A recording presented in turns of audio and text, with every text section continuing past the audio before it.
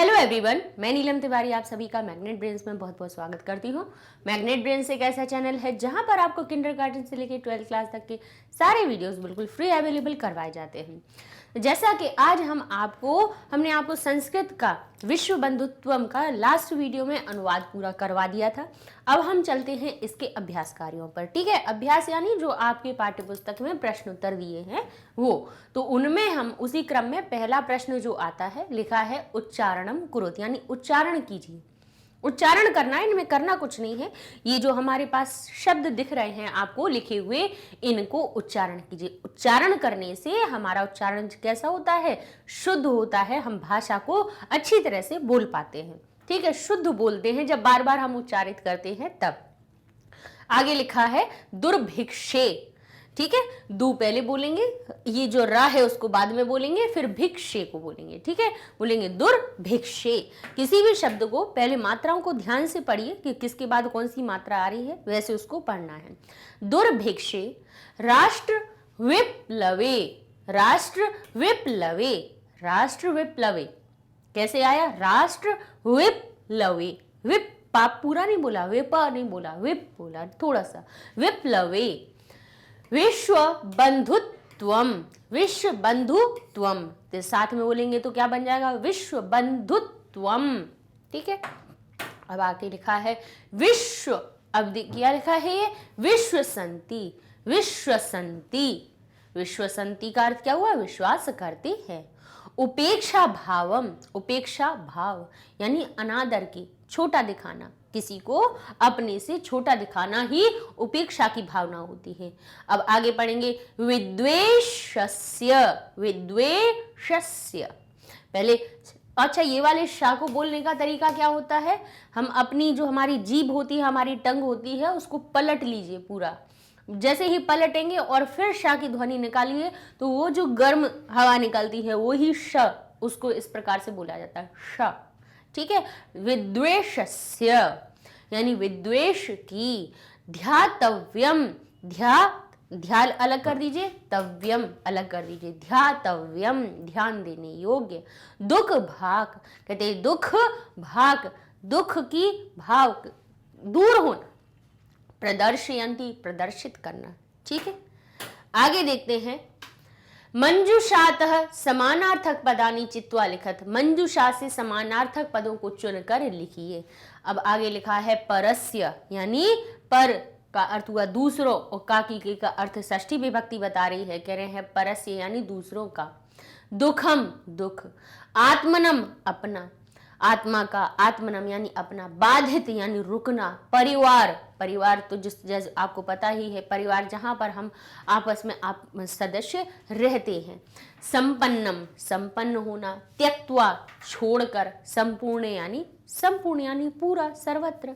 अब इनके क्या करने हैं? मंजूषा में ये आपको दिए हुए हैं शब्द, इनके आप और यहाँ पर दिए हुए हैं ये प्रश्न वाले शब्द, इनका जो समानार्थक हो उसके सामने लिख देना है। स्वकीयम यानी अपना, तो अपने वाला कौन सा इसमें समानार्थक दिख रहा है? दूसरा दिख रहा है, दुख दिख रहा है, आत्मनम दिख रहा है, या संपन्न त्यक्त्वा कौन दिख रहा है? तो कहेंगे स्वकीयम का अर्थ होता है अपना, तो आत्मनम का अर्थ भी होता है अपना। अवरुद्ध यानी रुक जाना, और रुक जाना और कहाँ से हमें अर्थ बता रहा है? अवरुद्ध, रुद्ध यानी रुक जाना, अवरुद्ध बिल्कुल रुक जाना, तो बाधित। बाधित और अवरुद्ध एक ही बात हो रही है।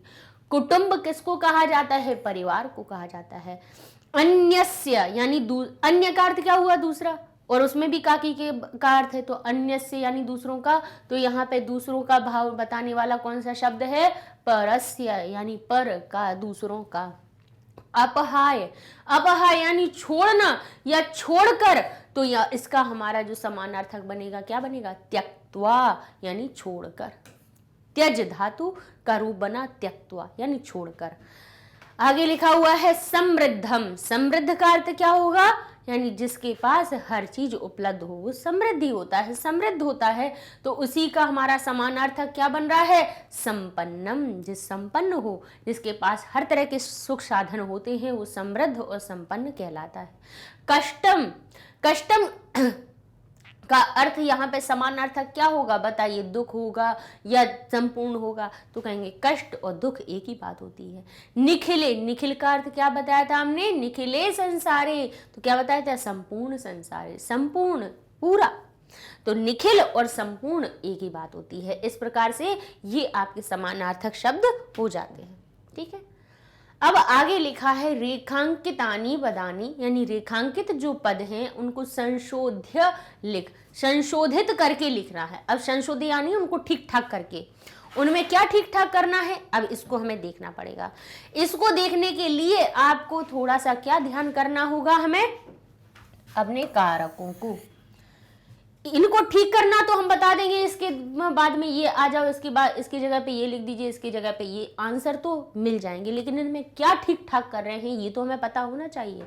ये हम ठीक ठाक कर रहे हैं अपने कारक और उनमें लगी हुई विभक्ति, इनको ठीक कर रहे हैं हम। क्या इसमें कैसे लिख दिया है, यहाँ पर जैसे कारक वो बनना है, करण कारक बन रहा है और उसमें अपादान कारक की विभक्ति लगा दी गई, तो ये गलत है ना। तो कारक भाई हमारे पास कितने होते हैं, 7 होते हैं। संस्कृत के कारक तो 6 ही होते हैं। जो षष्ठी संबंध कारक होता है वो कारक की श्रेणी में नहीं गिना जाता है, लेकिन भाई विभक्तियां हमारी उस क्रम से लगी हुई हैं, इसलिए उसको 6वें नंबर पे लिख देते हैं। तो कारक तो हमारे 6 होते हैं, लेकिन हम साथ में बीच में संबंध को भी गिन लेते हैं। तो इस प्रकार से क्रम देखा जाए तो पहला कारक क्या होता है, कर्ता। दूसरा कारक क्या होता है, कर्म। कौन सा होता है हमारा, कर्म। फिर तीसरा जो होता है वो होता है हमारा करण। फिर चौथा जो होता है उसको कहते हैं संप्रदान। कारक क्या होते हैं, कारक हमने बताए हैं क्या होते हैं, कई बार हमने बोल बोल के आपको पढ़ाते पढ़ाते हुए बताए हैं, यानी ऐसे शब्द जिनका क्रिया से संबंध, डायरेक्ट संबंध चल रहा हो, क्रिया से संबंध चल रहा हो। देखो जैसे अभी बताएंगे कैसे। क्रिया क्या होती है, काम, यानी कोई वाक्य है उसमें हमने किसी काम को होना दर्शाया और उस काम का संबंध किन किन से हो रहा है, वो सभी क्या हो गए, कारक बन जाएंगे। अब जैसे अभी बता देते हैं, अपादान, फिर षष्ठी जो होता है, संबंध जो होता है वो उसको कारक की श्रेणी में नहीं रखते हैं, लेकिन विभक्ति उसमें षष्ठी लगाई जाती है, इसलिए इसको 6वें नंबर पे लिख देते हैं। फिर आता है हमारा अधिकरण। ठीक है, तो कर्ता कारक, कर्म कारक, करण कारक, संप्रदान कारक, अपादान, संबंध और अधिकरण। ठीक है, ये कारक लिखे हुए हैं। अच्छा, कारक है क्या, तो कहेंगे काम को करने वाला कर्ता होता है। कौन होता है कर्ता, कौन होता है बताइए, कर्ता कौन होता है? तो हमने क्या याद करने का आपको तरीका बताया था कि जो काम को करता है वो ही करता है, क्रिया को करने वाला, काम को करने वाला। जैसे कहा कि बालक गेंद से खेलता है, तो क्या काम कौन सा हो रहा है, यहाँ पर खेलने का काम हो रहा है, खेलना काम हो रहा है, और उस काम को कर कौन रहा है, बालक कर रहा है, तो बालक कर्ता हो गया। कोई काम बिना कर्ता के हो नहीं सकता। जैसे अभी हम यहां से हट जाएं 2 मिनट के लिए, तो अब बताइए यहाँ पे जब हम हट गए थे तो आपके खाली बोर्ड आपको दिख रहा था कि कौन आपको बता रहा था, तो भाई आपको समझाने वाला, यहाँ से आपको आवाज़ जिसकी आ रही है, बोलने वाला, आपको समझाने वाला, भाई करता तो है। तो करता यहाँ पे समझाने का, बताने का काम कौन कर रहा है, अभ्यास को हल करवाने का काम कौन कर रहा है, हम कर रहे हैं। तो हम कौन हो गए, करता हो गए। वहाँ पे आप जब फोन सामने देख रहे हो तो आप कौन हो गए, आप भी करता हो। जो क्या काम कर रहे हो, जो देखने का काम कर रहे हो, समझने का काम कर रहे हो, कोई कठिन शब्द होता है तो उसको लिखने का काम कर रहे हो, तो आप करता हो। जो काम को करता है वो करता होता है, जो क्रिया को करता है वो करता है, बस सिंपल सी बात। तो भाई ये तो हो गया हमारा कर्ता। फिर आता है कर्म। कर्म क्या होता है, कर्म वो होता है कि काम करने वाला कर्ता हो गया और वो क्रिया को कर रहा है, लेकिन अपनी क्रिया के द्वारा वो क्या करना चाह रहा है, किसको करना चाह रहा है, किसको पाना चाह रहा है, क्या उसका इच्छित है। जैसे अभी हम आपको पढ़ा रहे हैं, ठीक है, तो हम क्या कहेंगे कि मैं संस्कृत पढ़ाती, मैं आपको संस्कृत पढ़ाती हूँ। तो यहाँ पे पढ़ाने के द्वारा हम क्या पढ़ाना चाह रहे हैं, आपको संस्कृत को पढ़ाना चाह रहे हैं ना, तो संस्कृत हमारा कर्म हो गया। आप क्या पढ़ रहे हो, आप कहोगे कि हम पाठ को पढ़ रहे हैं। तो पढ़ने के द्वारा आप किसको पढ़ना चाह रहे हो? आप पाठ को पढ़ना चाह रहे हो, तो पाठ आपका कर्म हो गया।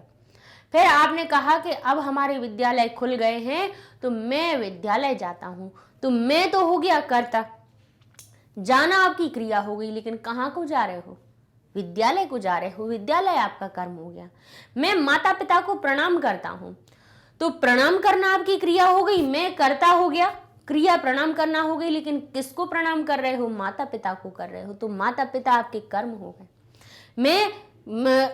मैं कविता को पढ़ता हूं, तो आप पढ़ रहे हो, पढ़ना आपका काम है, लेकिन मैं आप कर्ता हो गए, तुम कविता पढ़ते हो। अब मैं छोड़ो तो तुम कह दिया, तुम कविता पढ़ते हो, तो पढ़ने का काम कौन कर रहा है? तुम कर रहे हो।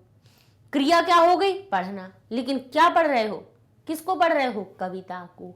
तो जहां को का भाव निकलता है, यानी जो भाई क्रिया के द्वारा मैं चाय पीता हूं, तो पी रहे हो, लेकिन आपको जो अच्छा लग रहा है तो तभी तो आप पी रहे हो, चाय को पी रहे हो। तो कहते हैं कर्तुरीप्सित तमम कर्म, यानी कर्ता का जो ईप्सित होता है, जो प्रिय होता है, वो ही कर्म होता है।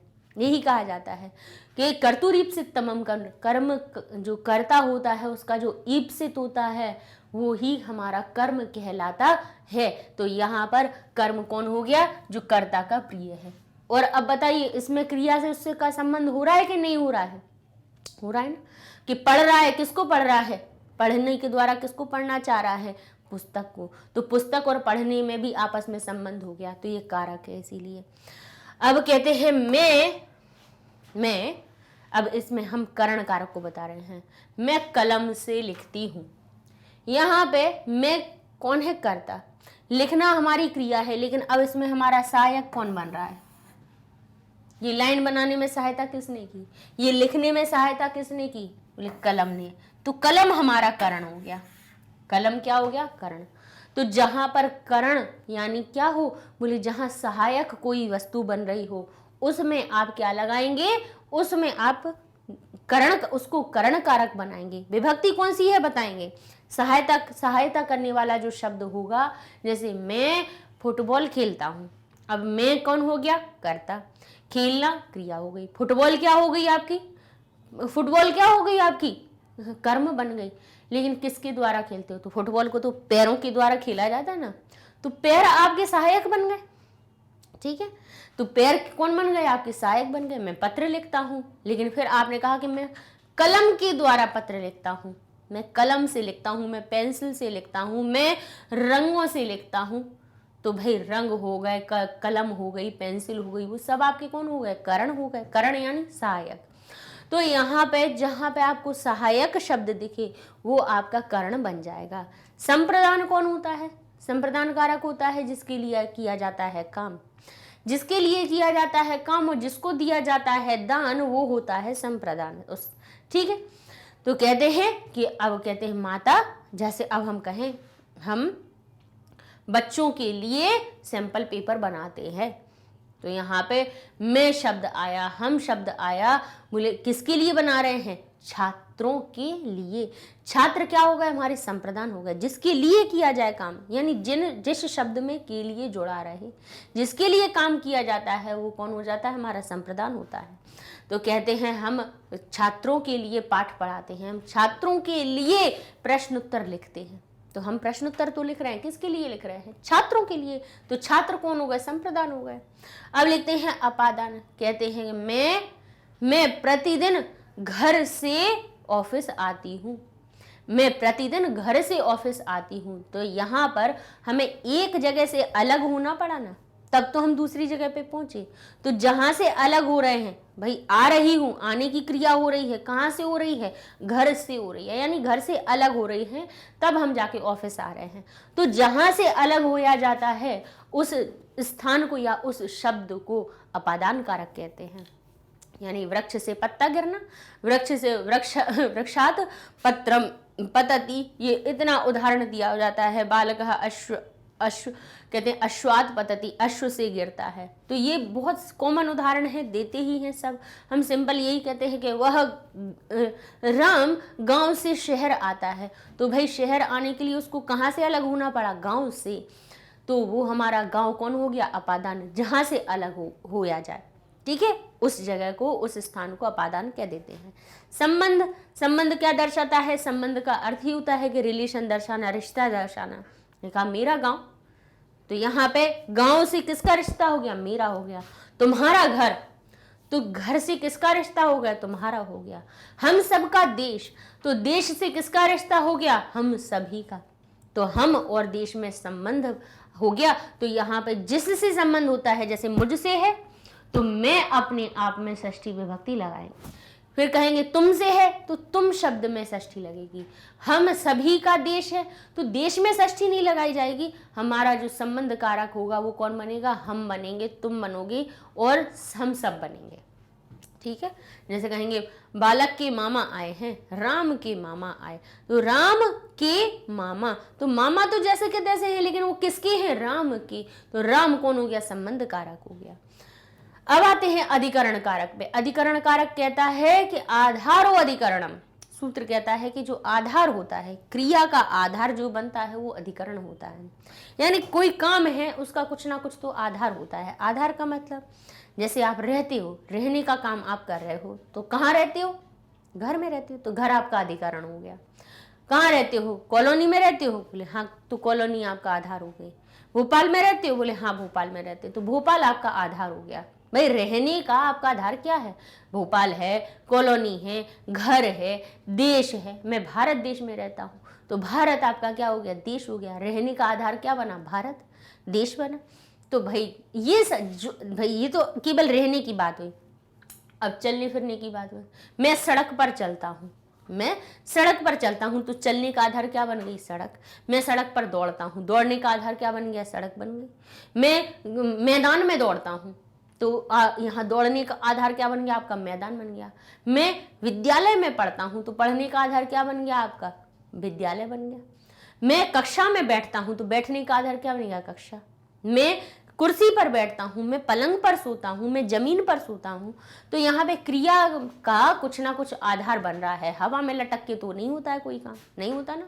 तो जो भाई आधार होगा वो अधिकरण बनेगा। ठीक है, अच्छा, अब इन कारकों में विभक्तियां कौन सी लगाई जाती हैं? तो कह रहे जो इनका क्रम होता है वैसी ही विभक्ति लगा देते हैं। सूत्र साथ साथ में बोलते जाएगा, याद रहेंगे आपको कि कर्तरी प्रथम, आगे कहते हैं कर्मणि द्वितीया, साथ में बोलते रहेंगे, याद हो जाएंगे। हमें भी ऐसे ही याद हो गए हैं। कर्णे तृतीया, कर्ण में कौन सी विभक्ति आती है? हमारी तृतीया विभक्ति। बोलिए, कर्तरी प्रथमा, कर्मणि द्वितीया, कर्णे तृतीया, संप्रदाने चतुर्थी, संप्रदाने चतुर्थी, अपादाने पंचमी, अपादाने पंचमी, संबंधे षष्ठी, संबंध में षष्ठी विभक्ति, अधिकरणे सप्तमी। तो ये हो जाएंगे आपको याद। इनके चिन्ह कौन से होते हैं? कर्ता का चिन्ह होता है ने, यानी जहां ने का भाव आ रहा हो, काम करने वाले को कर्ता कहेंगे। जहां पे को छुपा हुआ हो उस अर्थ में, वहां कर्म आता है। कर्मणि द्वितीया लगा दीजिए। ठीक है, जिस शब्द के साथ में से या के द्वारा का भाव छुपा हुआ हो वो आप मान लेना कि वो करण कारक है और करणी तृतीया विभक्ति लगा देना। जिस शब्द के साथ में के लिए का भाव आ जाए वो संप्रदान कारक हो जाएगा, संप्रदान में चतुर्थी विभक्ति आ जाएगी। जिसमें से लिखा हुआ हो और उसमें कौन सा हो, देखिए से दो जगह आता है, करण में भी आता है लेकिन ये सहायक बनता है। ठीक है, ये कौन सा होता है? सहायता वाला। बोले कलम से लिखा, तो कलम क्या हुई? सहायक हुई, तो से या के द्वारा। लेकिन ये वाला जो से होता है वो अलग होने वाला होता है। कौन सा होता है? अलग होने वाला। फिर कहते हैं संबंध काकी के, का, की और के। काकी के जिसके साथ में लगा हुआ हो मामा का घर, तो मामा शब्द में का शब्द लगा है, तो मामा क्या हो गए? संबंध कारक हो गए, षष्ठी विभक्ति लग जाएगी उनमें। अधिकरण में पर, तो कहते हैं विद्यालय में पढ़ता हूं, विद्यालय के साथ में मैं लगा हुआ है, तो विद्यालय अधिकरण कारक हो गया, सप्तमी विभक्ति। तो यहाँ मैं और पर का जहां भाव आ जाए वो हमारा अधिकरण कारक होता है और अधिकरण सप्तमी। तो यहाँ पर आपको जो करवाने जा रहे हैं वो यही हो रहे हैं। यहाँ लिखा है छात्राः, यानी जो छात्र हैं, एक नहीं है बहुत सारे हैं। क्रीड़ा क्षेत्रे, क्रीड़ा के क्षेत्र में, देखिए सप्तमी विभक्ति हम क्यों कहते हैं, सप्तमी विभक्ति लगी है मैं का अर्थ है, षष्ठी विभक्ति लगी है काकी के का अर्थ है। हम हर बार आपको बताते जाते हैं ये चीज। लिखा है क्रीड़ा, छात्र जो है क्रीड़ा क्षेत्र में कंदुकात क्रीडंती। अब जो कंदुकात शब्द है वो है पंचमी विभक्ति। आत कहाँ आता है, जैसे बालक के शब्द रूप आप देखें, फल के शब्द रूप देखें तो फल बन जाता है हमारा फलात, पुस्तक बन जाती है पुस्तकात, हमारा जो राम है वो हो जाते हैं रामात, बालक बन जाता है बालकात। तो आत जो शब्द है वो कहाँ आता है, पंचमी विभक्ति में आता है। किसमें, पंचमी विभक्ति में। अर्थात अब अगर इसमें पंचमी विभक्ति लगी है तो इसमें क्या अर्थ निकल रहा है, से का अर्थ निकल रहा है। पंचमी विभक्ति लगी है तो इसमें क्या आ रहा है, से का भाव आ रहा है, लेकिन वो से कौन सा हो रहा है, वो अलग होने वाला से हो रहा है। तो क्या यहाँ पे गेंद शब्द में कंदुक का अर्थ होता है गेंद, और गेंद में से लगा हुआ है, और वो भी कौन सा, अलग होने वाला। तो कह रहे हैं छात्र क्रीड़ा क्षेत्र में या खेल के मैदान में गेंद से खेलते हैं, या गेंद अलग हो गई क्या, गेंद में से आना सही है क्या, कि जो से तो आना चाहिए लेकिन क्या अलग होने वाला से है। भाई अगर गेंद उसके साथ में नहीं होगी तो साथ उसके साथ में ही तो खेलते हैं, कि उसको अलग फेंक देते हैं और खेलते रहते हैं। भाई गेंद से खेल रहे हो तो गेंद सहायक बनेगी आपकी, या फिर उसको अलग फेंक के आ जाओगे और तब उसमें से लगाओगे, वो अलग होने वाला सी आएगा या के द्वारा का सी आएगा, बताइए। यहाँ पे हमारा जो सी आना चाहिए वो पंचमी का ना आके यहाँ आना चाहिए तृतीया का। कौन सा सी आना चाहिए, तृतीया का आना चाहिए, क्योंकि जो गेंद है वो सहायक बन रही है, यहाँ पे सहायता वाला से आएगा। तो यहाँ पर कंदुकात यानी इसमें से पंचमी विभक्ति हटा के हम इसमें तृतीया विभक्ति लगा देंगे। कौन सी लगा देंगे, तृतीया। भाई से तो रहेगा लेकिन पंचमी वाला नहीं रहेगा, तृतीया विभक्ति वाला आएगा, क्योंकि यहाँ गेंद से अलग नहीं हो रहे हैं बच्चे, गेंद के द्वारा खेल रहे हैं, गेंद से खेल रहे हैं, गेंद सहायक बन रही है उनकी, तो तृतीया विभक्ति सहायक होती है, करणे तृतीया। तो यहाँ पर हम क्या लगा देंगे, कंदुकात शब्द में से पंचमी विभक्ति हटाएंगे और कंदुक शब्द में से क्या लगा देंगे, तृतीया विभक्ति।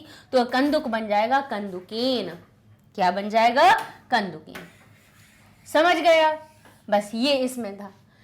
बताना क्यों जरूरी, इतनी सब चीजें क्यों बताएं, क्योंकि पता तो हो भाई सी आया है पंचमी विभक्ति वाला, तो कौन सा सी होता है, तृतीया विभक्ति कौन सी होती है। ऐसे हम लिखवा देते कि इस कंदुकात की जगह कंदुकेन लिख दीजिए, भाई क्यों आया वो तो हमें पता ही नहीं है, बस हमें यह रट लिया हमने, कंदुकात की जगह कंदुकेन लिखना है, क्यों लिखना है पता तो हो।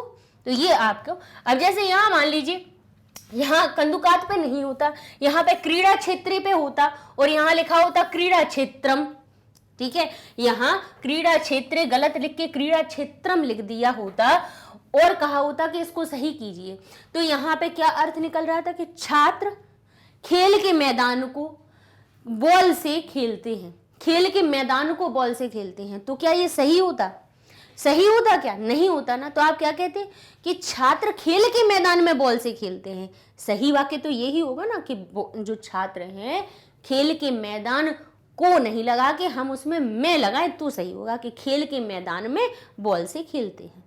तो भाई को हटा के अब इसका अर्थ क्या निकल रहा है, क्रीड़ा क्षेत्रम शब्द कह रहा है इसमें द्वितीय विभक्ति लगी है, जहां पे भाई अनुस्वार या महालंत होता है वो हमारी द्वितीय विभक्ति होती है। कह रहे अगर द्वितीय विभक्ति लगी हुई है तो इसमें क्या अर्थ निकल आएगा, खेल के मैदान में जो चिन्ह जुड़ जाएगा वो को का जुड़ जाएगा, इसका अर्थ निकल आएगा खेल के मैदान को। तो बोले खेल का मैदान को खेलते हैं क्या, बोले नहीं खेल के मैदान में खेलते हैं। भाई बोले को हटाना है, मैं लगाना है उसमें, तो क्या करेंगे, मैं लगाने के लिए द्वितीया से इसमें हम सप्तमी विभक्ति लगा देंगे। कौन सी लगा देंगे, सप्तमी विभक्ति लगा देंगे, और सप्तमी विभक्ति लगने पर क्रीड़ा जो क्षेत्र है वो बन जाएगा क्रीड़ा क्षेत्रे, जिसका के अर्थ निकल आएगा हमारा में या पर का अर्थ, ठीक है। यानी को का हटा के सप्तमी विभक्ति का क्रीड़ा क्षेत्र लिख देंगे। तो विभक्तियां हमें अर्थ के अनुसार परिवर्तित करनी होती हैं, ठीक है। अब यहाँ पे देखिए, अभी हम इसको इरेज इसलिए नहीं कर रहे हैं क्योंकि इनसे जुड़ी हुई चीजें अपनी चलेंगी, है ना, इसलिए हम इसको अलग नहीं कर रहे हैं आपसे, ठीक है। लीजिए ये सब अपने थोड़े इरेज कर देते हैं, थोड़ी साफ सफाई दिखने लगेगी, समझ में आने लगेगा आप सभी को, ठीक है।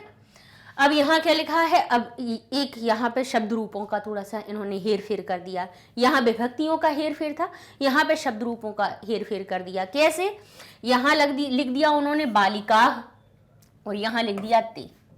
क्या लिख दिया, ते। अच्छा, अब यहाँ पे थोड़ा हम सर्वनाम बता देते हैं। जैसे हमने आपको पढ़ा दे 6th क्लास में पढ़ाया है, अगर नहीं पढ़े हो तो अभी बता देते हैं कि जैसे हम कहते हैं कि वह बालक, वे दोनों बालक और वे सब बालक। अब ये जो वह जो सर्वनाम है, वह जो शब्द है इसको क्या कहते हैं, सर्वनाम कहते हैं। क्या कहते हैं, सर्वनाम। ये जो वह है तीनों लिंगों के लिए अलग अलग बनता है। जैसे बालक के लिए कहेंगे वह बालक है, हिंदी में देखो बिल्कुल समानता आ रही हो, कोई अंतर नहीं दिखाई दे रहा है। वह बालक है, वे दोनों बालक हैं, वे सब बालक हैं। लड़कियों को कहेंगे वह लड़की है, वे दोनों लड़कियां हैं, वे सब लड़कियां हैं। वह पुस्तक है, वे दो पुस्तकें हैं, वे सब पुस्तकें हैं। यहाँ पे वह, वे दोनों, वे सब, हिंदी में तो कोई परिवर्तन नहीं हुआ, लेकिन जैसे ही बात आई संस्कृत की, सब बदल गया। क्या बदल गया, लड़का है यानी पुल्लिंग अगर कोई चीज है तो वही हमारा वह क्या बन जाएगा, सह। एक बालक के लिए सह बालकः। अब कहेंगे वे दोनों बालक हैं तो दो के लिए वही सह बन जाएगा तौ। क्या बन जाएगा, तौ। सह बालकः तौ बालकौ और ते बालकाः। और वही लड़के अगर बहुत ज्यादा हो जाएंगे तो वही हो जाएगा ते बालका। ठीक है, अब ये तो हो गई पुल्लिंग वाली बात। अब स्त्रीलिंग के लिए क्या होगा, बोले स्त्रीलिंग के लिए अगर हम प्रयोग करेंगे कि वह लड़की है, वे दोनों लड़कियां हैं, वे सब लड़कियां हैं, तो सह के स्थान पे आ जाएगा सा। तो यहां हो जाएगा हमारा सा बालिका, यहां पे हो जाएगा ते बालिका, सॉरी बालिके, क्योंकि बालकऊ तो हमारा कौन होते हैं, बालक होते हैं। बालिका बालिके कहा जाता है जब दो लड़कियां हो जाती हैं। सा बालिका, फिर कहेंगे ते बालिके, और फिर कहेंगे अगर लड़कियां बहुत सारी हैं तो कहा जाएगा ताह बालिका। क्या कहा जाएगा, ताह बालिका। तो यहाँ पे इन्होंने क्या किया, दो चीजें कर दी हैं। या तो इन्होंने क्या किया है, बालिका हमारा कैसा है, बोली बालिका शब्द प्रथमा विभक्ति का बहुवचन का रूप है। शब्द रूपों पे जाइए, बार बार शब्द रूपों के लिए कहते हैं कि शब्द रूप थोड़ा पढ़ते रहिए, सब चीजें आसान होने लगेंगी आपकी। जब यहाँ पर प्रथमा विभक्ति का बहुवचन लगा हुआ है तो या तो ये ते कहां से आया है, प्रथमा विभक्ति का द्विवचन वाला, या फिर इन्होंने पुल्लिंग वाला ये उठा लिया ते। इन्होंने दोनों तरफ गड़बड़ की है। तो हमें करना क्या है, बोले ये जो ते है इसको करेक्ट करना है। तो क्या करना है, बोले अगर द्विवचन वाला है तब भी हमें बहुवचन में बदलना है, क्योंकि ये बालिकाएं कैसी हैं, प्रथमा विभक्ति बहुवचन है। तो जैसी संज्ञा होती है सर्वनाम हमें उसी विभक्ति का लिखना होता है। तो बस हमें करना क्या है, जो वह का जो शब्द रूप है वो कौन सा, प्रथमा विभक्ति का बहुवचन का लगा देना है। क्योंकि बालिकाएं बहुत सारी हैं तो इसीलिए यहाँ पे जो बालिका के लिए आएगा वो सर्वनाम कौन सा आएगा, ताह आएगा, ना कि ते आएगा, ना कि द्विवचन वाला ते आएगा, ना ही पुल्लिंग वाला ते आएगा। ते भाई दो जगह आता है, तीन जगह आता है। कहाँ कहाँ आता है, पुल्लिंग के बहुवचन में आता है, स्त्रीलिंग के द्विवचन में आता है, नपुंसक लिंग के भी द्विवचन में आता है। तो भाई हमें द्विवचन में नहीं जाना है, हमें बहुवचन में जाना है, और वो भी स्त्रीलिंग वाले बहुवचन में जाना है। क्योंकि बालिकाएं कैसी हैं, बहुत ज्यादा है, दो से अधिक हैं, बहुवचन में है। तो इसीलिए जो ते हुआ वो हो गया ताह बालिका। फिर से बोलिए, सह बालिका, ते बालिका, और हमारी हो जाएंगी ताह बालिका। ठीक है, तो यहाँ पे जो है वो हमारे सर्वनाम के शब्द रूपों का यहाँ पे ज्ञान कराया गया है। तो ये हमारा करेक्शन हुआ। भाई क्या करेक्शन किया हमने, यहाँ पे संज्ञा के हिसाब से सर्वनाम को बदल दिया। संज्ञा क्या जो वचन था, जो विभक्ति वचन संज्ञा में लगी हुई थी, वही विभक्ति और वचन हमने उसके सर्वनाम में लगा दिया। आगे लिखा है, अब पढ़िए, अहम यानी मैं, पुस्तकालयेन, अब क्या लिखा है, पुस्तकालयेन पुस्तकानि आनयामि। अब यहाँ पे ये जो एन लगा हुआ है, एन किस कहाँ पे लगाया जाता है, जैसे बालक शब्द के रूप देखेंगे तो तृतीय विभक्ति में होता है बालकेन, पढ़ा होगा। राम बनता है रामेण, फल बनता है फलेन, पुस्तक बनता है पुस्तकेन, पुस्तकालय बन गया पुस्तकालयेन। यानी इसमें कौन सी विभक्ति लगी हुई है हमारी, तृतीया विभक्ति लगी है, तृतीया विभक्ति लगी है, जिसका अर्थ निकल रहा है, तृतीया विभक्ति का एक वचन का रूप है। लेकिन अब तृतीया विभक्ति किसका अर्थ बता रही है? से या के द्वारा का अर्थ बता रही है। किसका बता रही है? से या के द्वारा का। ठीक है, अब अर्थ क्या निकलेगा कि पुस्तकालय के द्वारा या पुस्तकालय से। अब सहायक वाली बात, अब आगे देखते हैं। ठीक है, इतना समझ में आ गया आपको कि अब उन्होंने कहा कि पुस्तकालय के द्वारा, पुस्तकानी आनयामी, आन, अच्छा, नी धातु होती है, नी का अर्थ होता है ले जाना, और उसमें आ हमारा क्या बन जाता है? एक उपसर्ग लगा देते हैं तो ये नी धातु हो जाती है आनी। अच्छा, नी के जो रूप बनते हैं वो कैसे बनते हैं? नए के अनुसार बनते हैं। नी के जो रूप होते हैं वो परिवर्तित होके क्या हो जाता है? नए बन जाता है। तो जो आ उसमें उपसर्ग लगता है तो वो बन जाता है आ नए। नए का अर्थ हो गया ले जाना और आनय का अर्थ हो गया ले आना। तो यहाँ पर कह रहे हैं वो कि मैं पुस्तकालय के द्वारा पुस्तकों को ला रहा हूँ। अच्छा, यहाँ पे पुस्तकालय से पुस्तकें आ रही हैं, मतलब अलग होने का भाव आ रहा है। तो यहाँ पर से तो आ रहा है, से तो आएगा, लेकिन कौन सा से आएगा बताइए? तृतीया वाला आएगा यहाँ पर या पंचमी वाला आएगा? क्योंकि लाने की बात है। अगर बाजार से सब्जी ला रहे हो तो क्या बाजार में ही बनी रहेंगी क्या? नहीं, बाजार से अलग होकर घर आएंगी ना। ऐसे ही पुस्तकालय में गए हो, पुस्तक लेने के लिए गए हो, तो वहां से पुस्तकें जो आएंगी वो अलग होंगी या फिर वहीं पर बनी रहेंगी? अलग होंगी ना। क्या कह रहा है वो? मैं पुस्तकालय से पुस्तकों को लाता हूं। ठीक है, लाता हूं। तो पुस्तकालय से, अब कौन सा से आएगा? बोले पंचमी का आएगा या हमारा तृतीया का आएगा? बोले इन्होंने तो तृतीया का लगाया, बोले तृतीया नहीं होगा, क्योंकि पुस्तकालय क्या हो रहा है? सहायक नहीं हो रहा है, यहाँ अपादान बन रहा है, क्योंकि वहां से पुस्तकें अलग हो रही हैं, अलग हो रही हैं। इसीलिए यहाँ से तृतीया विभक्ति हटा के पुस्तकालय शब्द में पंचमी विभक्ति लगा देंगे, क्योंकि से हमें अलग होने वाला बनाना है, क्योंकि अलग हो रही हैं। अलग होने का जहां से भाव आता है उसमें पंचमी विभक्ति लगा देते हैं। तो कहेंगे अहम पुस्तकालयात पुस्तकानि आनयामि। ठीक है, ये आपका बन गया इस प्रकार से ये वाला शुद्ध रूप। अब आगे देख लेते हैं। हाँ ठीक है, अब लिखा हुआ है आगे, इनकी जरूरत पड़ रही है इसीलिए इनको लिखा रहने दे रहे हैं, नहीं तो अभी तक इरेज कर देते हैं। ठीक है, अब लिखा है इसमें त्वम नाम किम, त्वम नाम किम। अच्छा, त्वम का अर्थ होता है तुम, किम का अर्थ हुआ क्या और नाम। तुम क्या नाम, अब इसका अर्थ क्या निकल रहा है? तुम क्या नाम। अब क्या ये सही है क्या? तुम क्या नाम। अब किसी से अगर हम आपसे पूछें, अगर आपसे पूछें तो हम आपसे क्या पूछेंगे? आपका नाम अगर हम पूछेंगे तो हम आपसे क्या कहेंगे? तुम नाम क्या, ये कहेंगे, या कहेंगे तुम्हारा नाम क्या है? तुम नाम क्या है कहेंगे या तुम्हारा नाम क्या कहेंगे? बोलिए। जो हम अगर प्रश्न पूछ रहे हैं, अगर आप किसी से पूछते हो तो आप क्या कहते हो कि तुम्हारा नाम क्या है, यही बोलते हो आप? तो तुम्हारा बोलते हो या तुम बोलते हो? तो यहाँ पे आपने कहा नहीं, हम तुम तो नहीं बोलते हैं, तुम्हारा बोलते हैं, बोलते हैं ना। तो यहाँ पर ये जो त्वम है ये तुम का भाव बता रहा है, क्योंकि ये इसमें प्रथमा विभक्ति लगी हुई है। कौन सी लगी है? प्रथमा विभक्ति लगी हुई है। लेकिन जब प्रश्न पूछते हैं तब हम कहते हैं काकी के या रारी रे।